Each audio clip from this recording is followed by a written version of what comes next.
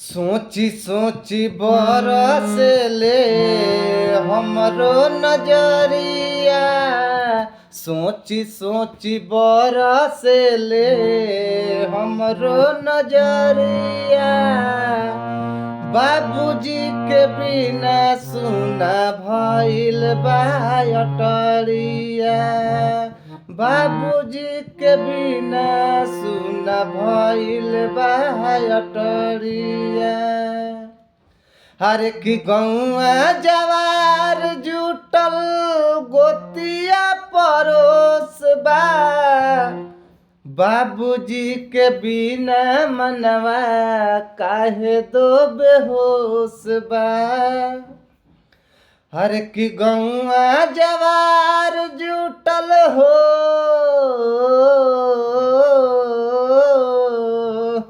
गौआ जवार जुटल गोतिया परोस बा।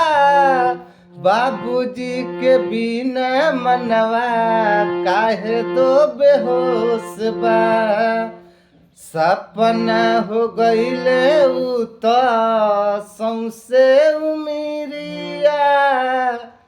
सपना हो गईले उ त सौंसे उमिरिया। बाबूजी के बिना सुना भइल बा अटरिया। बाबूजी के बिना सुना भइल बा अटरिया। हर कैसन लिखल ये दैबा विधि के विधानवा।